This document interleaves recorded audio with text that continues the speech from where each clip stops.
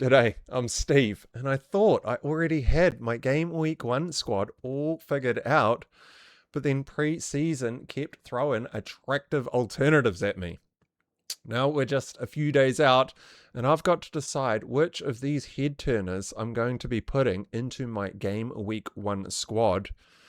So when we last left off, I was considering a Dorgu play. Hence the team that you will see up on screen is before I have made any changes. But there are changes coming. And I was actually waiting to see if Elliot Anderson could sway me away from that Dorgu play. Well, he did not. He started, and he played 60 minutes before Rico Lewis replaced him.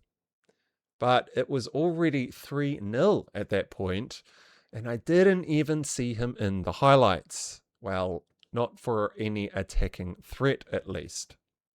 But, like a proper head turner from across the room, Arsenal is looking spicy with a particularly good set of summer transfers this season. And boy, are they already flying. Yep, Arteta and his management team have got the Gunners absolutely blazing. New set piece routines that complement the ones that the league are already struggling to defend. Marauding Wingback scoring within minutes of kickoff. But it was actually Tzolis that had already caught my eye pre-season, and he continued his pre-season form, getting another 2 assists in this match. And not only that, but Liverpool have also stepped forward to put their name into the mix with a beast of a man on his first outing. Now this one completely blindsided me because I'd actually tuned in to check out JK. And even though JK scored on debut, this guy has caught my eye completely out of the blue, and he is a proper head turner. But, like Charlie Sheen having 2 gorgeous blondes fighting over him in 2.5 Men, this complicates matters. Because unlike Charlie Sheen, I cannot have them all. So, there's 3 and a bit days left, with all of the pre-season football now having been played, and everyone should be super familiar with all of the numbers by now. So it's really a case of who has impressed us enough to work their way into our Game Week 1 squads. And given that I've already planned for an early wildcard, I have a little bit more flexibility of choice than most managers. Now, Arsenal dominated City in this fixture. Yeah, Arteta ain't mucking around. He taught Maresca a little bit of a lesson with this one. Now, they have increased in strength from winning the league last season, and I'm currently sitting with just 1 man in my squad. And, well, that clearly needs to change. But first of all, yes, Arteta, this is exactly the kind of football that we want to watch. Going for City's throat straight from the off, men piling forward. Now, I'm going to have to go through and update Arsenal's strength rating in my fixture ticker, having seen all of this. But we're going to start off with Lewis-Skelly at 5.5 million. Now, I've put the timestamps. Hold on, Epic Pen. Forgot to start up Epic Pen. I've put the timestamps for the exact moments that we're going to be discussing in this video in the pinned comment down below. Well, we've got a little bit of an Epic Pen going on over here. We'll move that over there. Right, now we start first minute of the match. And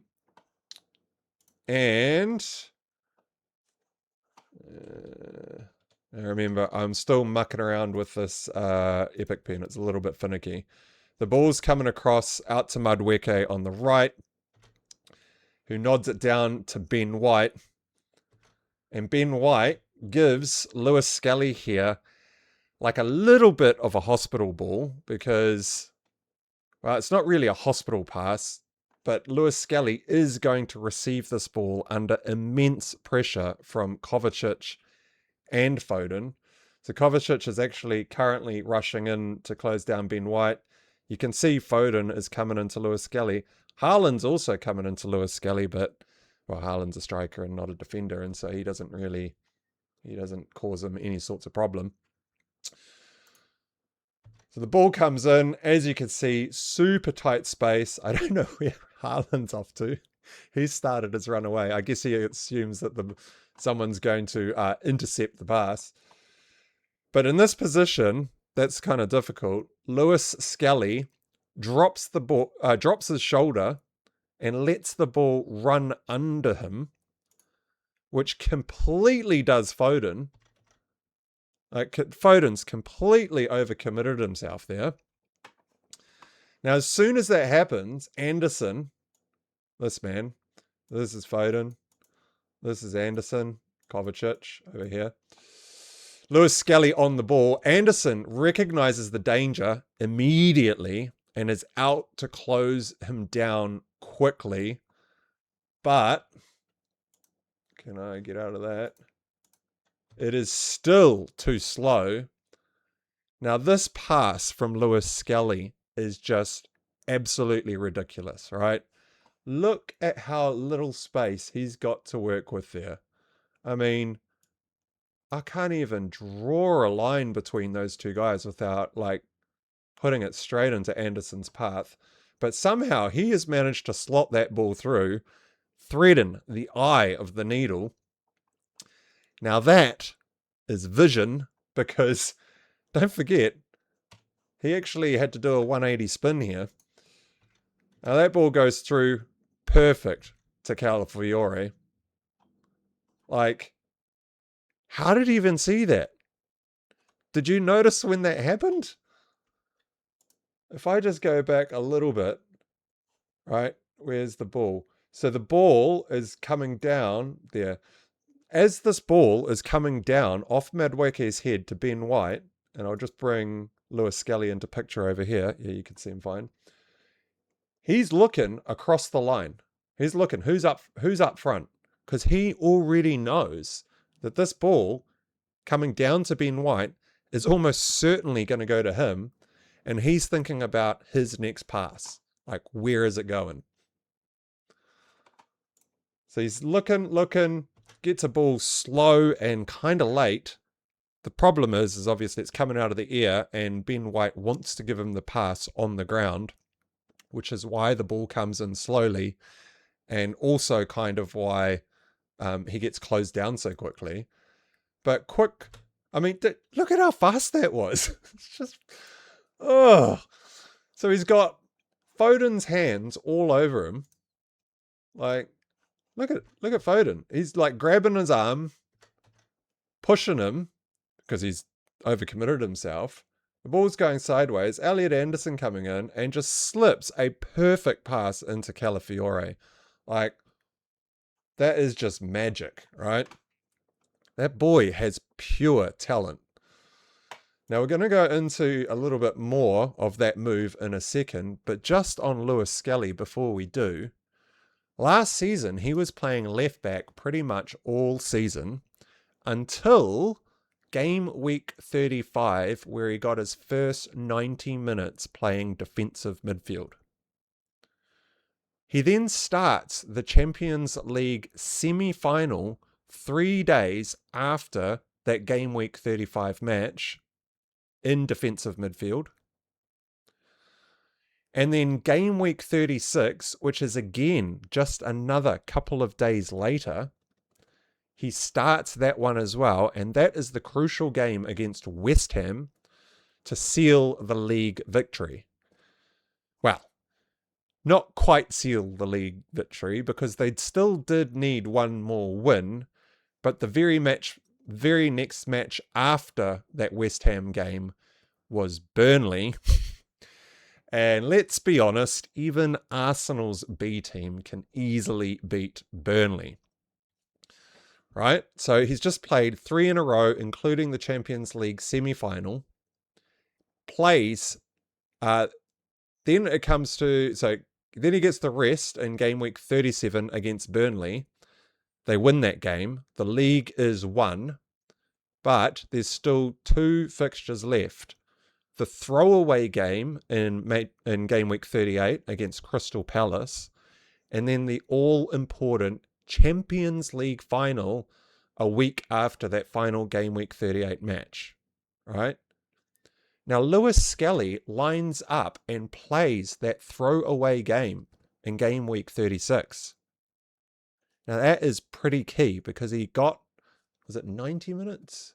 He got 90 minutes in that match playing defensive midfield again. Now, remember, he's been playing left back all season. Well, the majority of his minutes have been coming in at left back. At least that's what it says on FPLFanatic. So that throwaway game was really just to give him minutes in that defensive midfield role, which he hasn't really been playing all season long. And I think Arteta is doing that. Well, not I think it's pretty obvious. Arteta was doing that to get him ready for the final. So, I mean, he's got to be first choice, right? He just started in the Community Shield, played the Champions League final, played the Champions League semi-final, played the last 5 matches out of 6, with the only one that he didn't miss, he came in off the bench against Burnley for the final 18 minutes.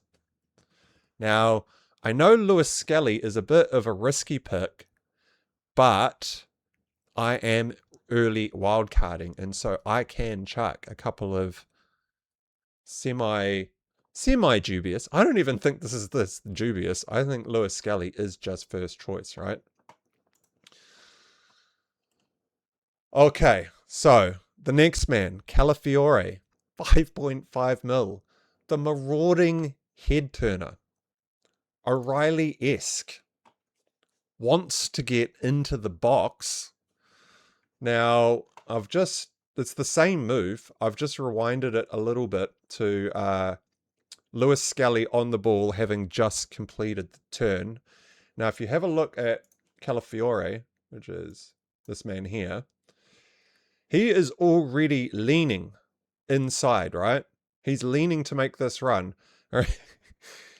Lewis-Skelly had his back to him and has literally just turned. He hasn't even got his head up yet.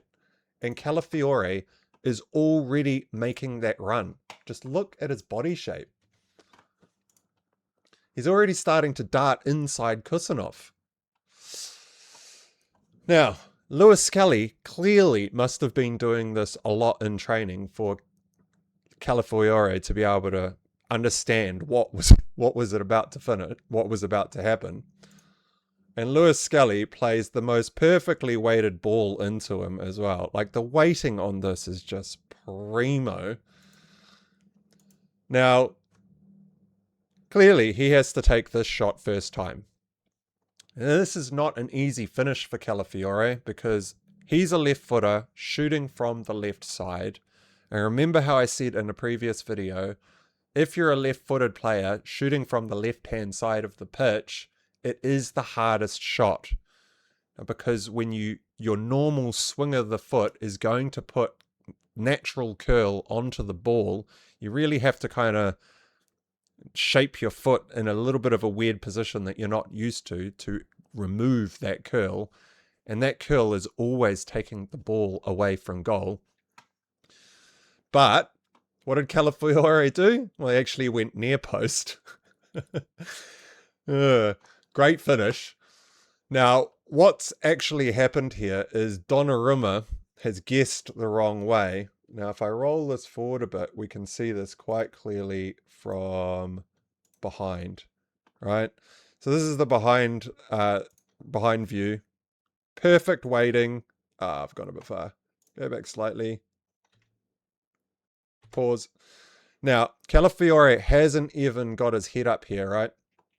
You can see Donnarumma, all the weight is on his inside left foot. His right foot's sticking out to the right. He's diving far post because everyone shoots far post because that's where all the goals are scored. Low, hard, far post. But his starting position is wrong.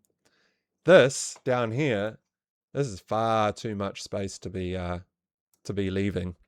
And when you start to lean, like Calafiori probably can't see his lean, but he can definitely see that massive gaping hole that Donnarumma has left at his near post, and he doesn't even need to look up, right? He could see that out of his peripheral vision while looking down at the ball. If you look down, you can see in front of you, and you can see the color of the guy, the color of the shirt, which is kind of why Donnarumma's wearing green, to make it a little bit harder to see out of the peripheral of your vision. But you can totally see the white of the net and the white of the posts when you're looking down inside the box that close and centrally, right? So Donnarumma has guessed far post. He has gone down far too early. Now, goalkeeping is a particularly difficult position. It is a specialist position. It was usually the kid who was willing to have balls blasted at him in the schoolyard. Now, not many took that opportunity. I'm guessing you didn't. You've got to be a certain kind of man for that. But Calafiori had some mixed minutes last season, and you will have seen or heard other content creators talking about this. He is probably further down the list in terms of what everyone is likely recommending for the defensive options at Arsenal, because him and Nkapie were sharing minutes, right? Now, I am going to go through the Arsenal predicted team sheet a little bit later on, so you can see why I think Calafiori's minutes are a little bit more assured than potentially what you might be hearing elsewhere. I think his minutes are going to be 60 plus in most matches, especially with those injuries early on. Especially early on with those injuries to Timber and Saliba, right? So Timber and Saliba both have injuries with unknown return dates at the moment. And the Arsenal bench has got no defensive players on it apart from Nkapie. Now, Calafiori, excuse me, Calafiori has played 364 minutes pre-season. Now, this is according to the Reddit Fantasy PL thread. I've also put that link in the comment too. It has all the Arsenal and Liverpool pre-season minutes. So he has basically played all of the pre-season minutes and is about as nailed to start game week 1 as you could possibly want, right? Now, he is the man that is getting forward in this team. Ben White also gets forward for sure, but Calafiori just seems more likely to do it more often, because I don't think Ben White's going to be able to get up and down the pitch quite that often for the whole game, right? Now, we're also going to go through the Man City predicted game week 1 team sheet as well, because I did not have Khusanov down at right back for game week 1, which is where he lined up in this match. Now, the reason I didn't even consider Khusanov down at right back is because Khusanov is a centre back, and centre backs don't usually fit in very well or fill in very well out at right back. And we can actually see this in this move, right? Now, if I just take it back to here, this is Khusanov, right? And Nkapie. And Nkapie runs across, or he comes back onside. I should draw this. Comes back onside and then loops around the front and then runs here, right? That's the run that Nkapie has just made. Khusanov, there's no way Khusanov can't have seen this coming, right?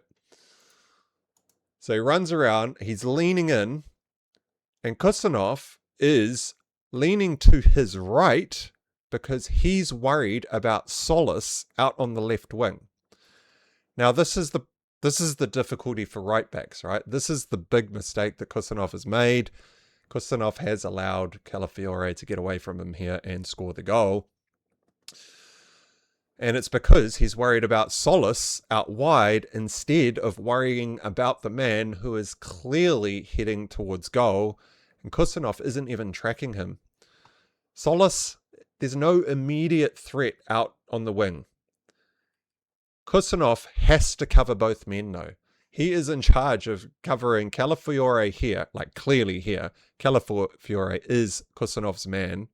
He does have to cover both men though. This is one of the tricky parts about playing right back. You got to cover these guys that come up inside like Calafiori, and you also have to cover the guy out at left wing and, you know, make adjustments as they happen.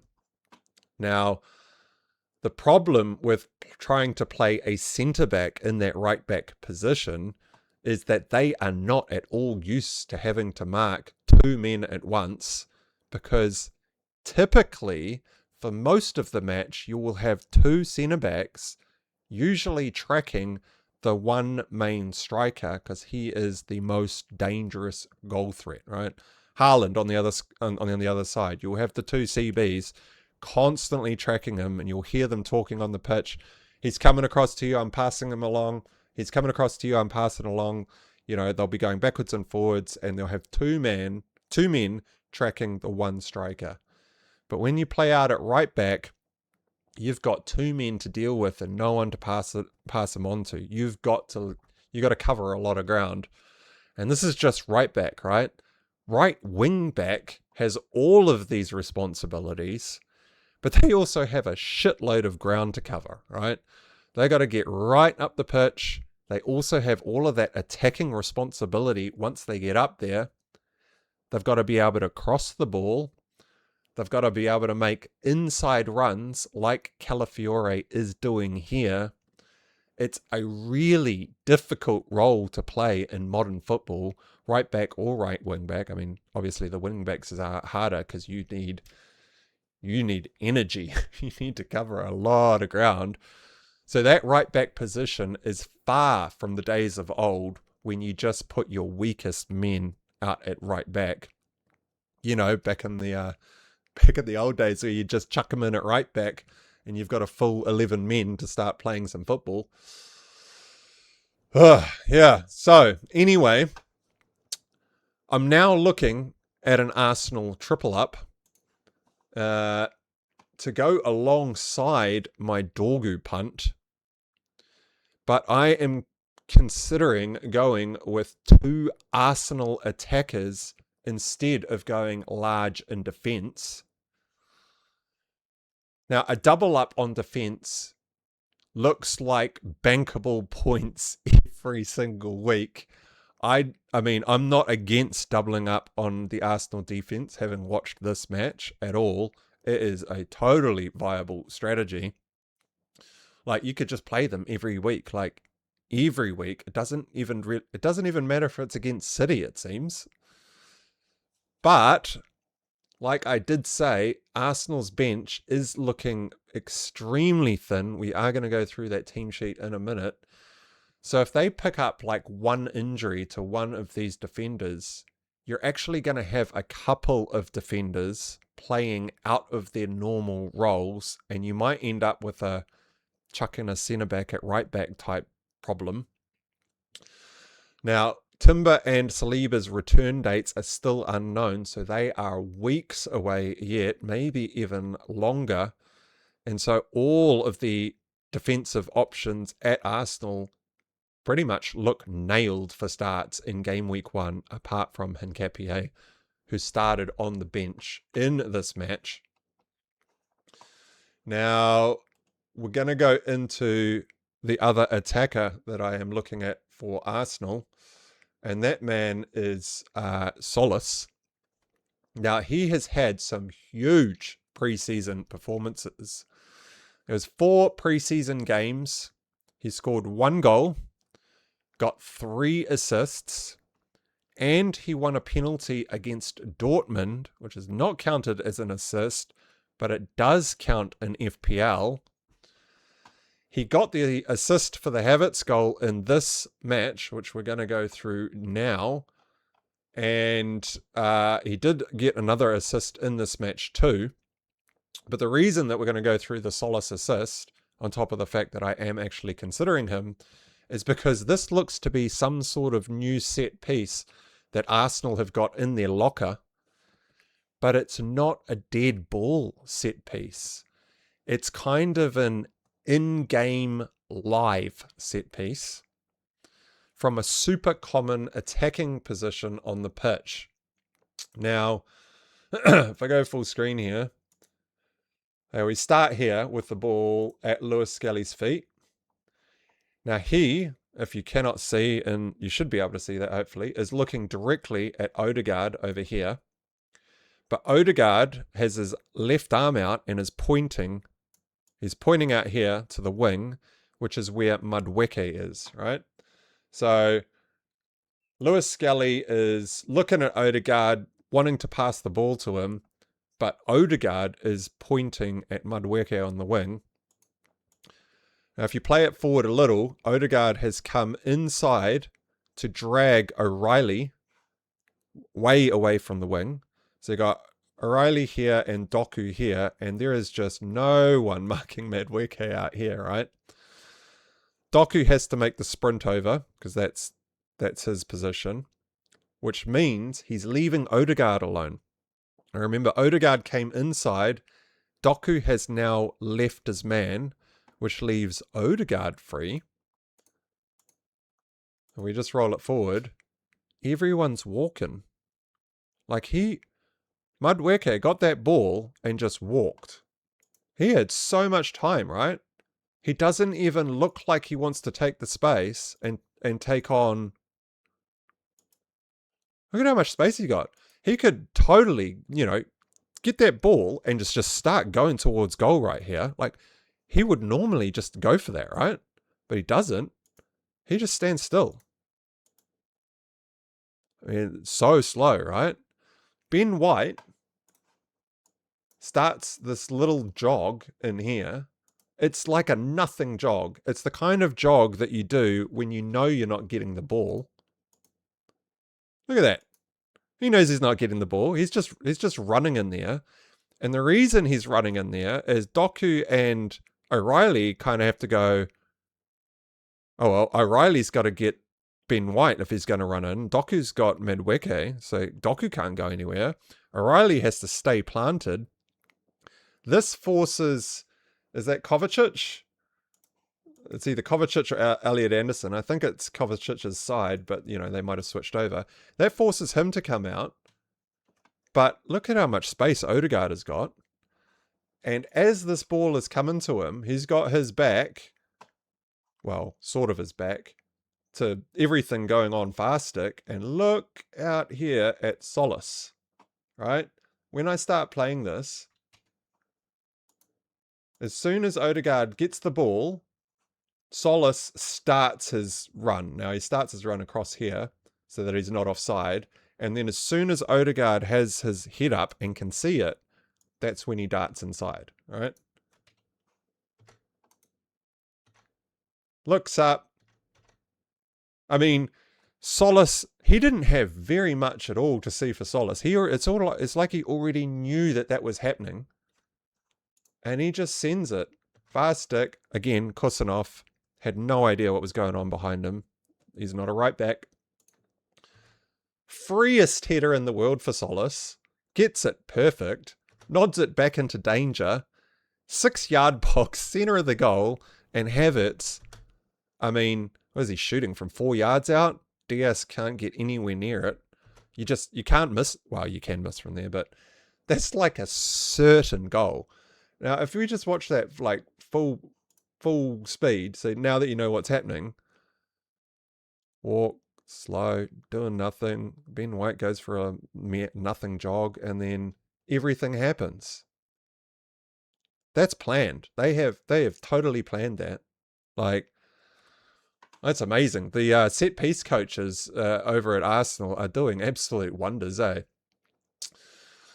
Right, so that's all the football that we're going to go through. I'm going to come back down here, and we're going to go through Arsenal's predicted game week 1 team sheet, having all of that information that we've just gone through.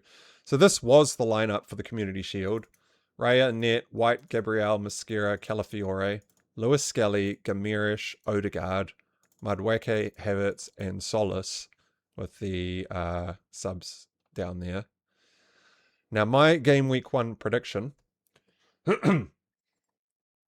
Oh, excuse me. So obviously, Raya in net. We've got Ben White with no one backing him up, because Timber has done his groin and has an unknown return date. So it would be Timber and White, but we don't have a Timber. We got Gabriel being backed up by Hincapié. We've got Mosquera being backed up by Hincapié. And we've got Calafiori and his normal backup being Hincapié. I've got Lewis-Skelly starting over Zubamendi because, well, everything we went through in this video, he looks bang in form. Now, Lewis-Skelly might be the backup for Ben White while Timber is injured, but I think they really want to play Lewis-Skelly in this role. I've still got Gamirish starting over Declan Rice because Declan Rice was coming back pretty late from the World Cup. I don't think he got too many minutes in this match. Odegaard, I think, starts again over Eze because he seems to be directing everything on the pitch, telling everyone what's going on, right? Now, Saka, this one's tough. I don't actually know, right? Saka, I think Saka could totally start game week 1. It could also totally be Madueke starting game week 1. But if it is Madueke starting game week 1, Saka is not going to be very far behind at all. And this will purely be down to fitness. And I have absolutely no way of measuring the fitness and how the rest happened after the World Cup and how much energy he's got in his legs. It's just something that we can't tell. And so neither of these players, Saka or Madueke, are in contention for me on a double Arsenal attack strategy. Havertz started up top. Now, yeah, I've been calling out Gyökeres for a little while now, and Gyökeres didn't get on until the 75th minute in this Community Shield match. Now, Arsenal were already up 3-0 by the 60th, I think. I think it was a lot earlier, but if you were going to go and chuck Gyökeres out and you give him like 30 minutes or something at the end of the game, well, he only got 15 minutes. Now, Sweden were knocked out in the round of 32, which was a lot earlier than most of the other returnees. Saka played the 3rd, 4th playoff like way later than the round of 32, and he got half an hour in the Community Shield match. I mean, this just confirms what I already knew, right? Havertz is the number 9 at Arsenal. Gyökeres is not the number 9 at Arsenal. He is firmly second choice in Arteta's eyes, and for good reason. Like, I don't rate Gyökeres at all. I think Tzolis also starts in this match, and can anyone tell me who is backing up Tzolis? Like, Dauman? Or Doman? I'm not too sure, but he's only 16 years old, but he is on the bench. He did get minutes in that throwaway. He started that throwaway match in game week 38 last season. So maybe him. Marino at a stretch, but I mean, Eze could probably pay there, but I've got Eze. I mean, I don't think you chuck Eze out on the wing, right? Like, Eze's like a Eze Odegaard combo. I don't know who's backing up Tzolis. So Arsenal's team sheet is looking a little bit thin. Now, we should also go through my Man City predicted game week 1 team sheet, because I did put that in a video 3 videos ago or so now. And so my predicted sheet from this video, Man City's game week 1 lineup, had Donnarumma, Nunes starting at right back. Like I said, I didn't predict Khusanov there. And I had Gvardiol at left back. And those are the only 2 players that I got wrong. Well, I say got wrong. I'm predicting for game week 1 here. I wasn't predicting for the Community Shield lineup, but the Community Shield should have confirmed for us, how close this prediction was. And it's pretty much bang on, right? I got Khusanov wrong. He caused a couple of goals. I don't think he's going to be there, right? But O'Reilly, straight into that starting lineup. Now that tells us quite a lot, right? Reinders wasn't even on the team sheet, right? He's probably getting sold. So my updated game week 1 prediction, the only change that I've made here from my previous game week 1 prediction is I've put Khusanov on the bench. I've put Nunes back in at right back. I'm unsure about this because, Nunes was dropped for the Community Shield match. Khusanov didn't do a very good job, but I don't think you play Khusanov there again. So I think it's between Nunes and potentially Rico Lewis. But Rico Lewis came on for Anderson at the 60th minute, maybe. I can't remember. So I've still got Diaz starting in CB. I've moved Gvardiol over to left centre-back, which is where, I did predict Gvardiol in my previous starting lineup, but I predicted him at left back, so I should probably actually highlight that. I got that wrong. He still started, but he started at left centre-back instead of left back. So I've got Gvardiol in at left centre-back. O'Reilly, backed up by Aït-Nouri, starting at left back. O'Reilly looks like he's going to start, right, the season. Like, he might get subbed off early because of the World Cup minutes, but all of the top teams had World Cup players because they're the top teams and they were all coming back late, right? So you're not going to be able to escape the rotation threat very easily. Every single FPL manager out there is going to have to deal with that. I've still got Anderson starting. I've still got Kovacic starting. Semenyo, Foden, and Doku all still starting. I don't know what they are planning to do as like the backup to Doku, but it's probably a case of Semenyo, Savinho, and Doku split across left wing, right wing. So you might see Semenyo and Savinho start up. I think it'll be Doku, but Savinho looked like he could play out here. I think Aït-Nouri's probably just for left wing back. I don't think he's going to play many roles up here, but he did pre-season, right? And of course, Haaland up front. So Khusanov comes to the bench. Guéhi comes to the bench. I've highlighted Rico Lewis because there's a potential that he might start over Nunes at right back because, Nunes was dropped and then Khusanov had a mare. And then Grealish. Grealish is on the team sheet. Maybe it's a Grealish out backing up Doku. So you got like a Semenyo, Savinho, a Doku, Grealish if Grealish can get up to speed and do whatever Maresca wants.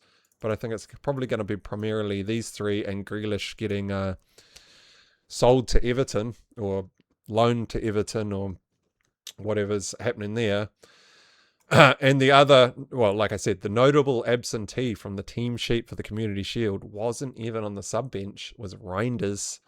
So he's surely getting sold because they've bought in Elliot Anderson. So, my updated draft. Now, I had planned to discuss Liverpool's head turners in this video, like I said in the intro, but I'm probably about 39 minutes into this video right now. So we're going to go through my team changes for the draft very quickly. And we're actually going to push out the Liverpool video and for like a part 3 of we have all the information. So my transfers, Mascara. I mean, I've got to go for Calafiori, right? Like, I got to go for Calafiori. He's going to start. He's getting forward. He looks amazing. Mascara, I don't know if he's going to get any defensive contributions. I mean, will he score any goals when he gets forward? I think I just want to go for the guy. Yeah, I know he's might only be 60 mins, but if he goes off at 60 mins and locks in the clean sheet, and neither of them get DEFCONs, they both get the same points anyway, right? I don't think there's going to be many DEFCONs at all in that Coventry match for any of the defenders. Doesn't matter which defender you choose, you're probably not going to get any DEFCONs. So there's no DEFCON up for grabs. So Calafiori comes with all the attacking threats, so he's got to go in. Elliot Anderson, like I said in the intro, did not impress. And so as part of a double up in the Arsenal attack, we're going to chuck in Tzolis in that spot. That allows me to go Enzo Lefebvre down to Lewis-Skelly at 5.5 million. Now, if you remember from a previous video, I said I'm looking at a Dorgu play, but to get from Andre Santos at 5 mil all the way up to Dorgu, I had to find 0.5 million from somewhere. So I had 0.5 million in the bank with Enzo Lefebvre in the team, drop him down to a Lewis-Skelly. That gives me the extra 1 million I need to go up to Dorgu. Now, if we make those transfers, this is the team that I'm looking at. I don't know who you chuck on the bench there. What, Lewis-Skelly, I suppose? You gotta start Tzolis. Maybe something like that. Yeah. Now, that's a bit of a spicy game week 1 bench boost, and I am starting to fall in love with this team. Now, like I said, I am going to do a Liverpool video, but that Liverpool video will include, you know, a bit of a roundup maybe from some of the other teams that don't have as kind fixture runs and aren't quite as important as the likes of United, City and Arsenal from the off. But we will go through Liverpool because they have an extremely good run of opening 5 fixtures. So, if you found this video thought-provoking and you want to see my Liverpool video pop up on your home screen, make sure to hit that like button and subscribe to follow along the journey. And if you didn't like my video, well then, I thank you for listening this long. Until next time, ciao.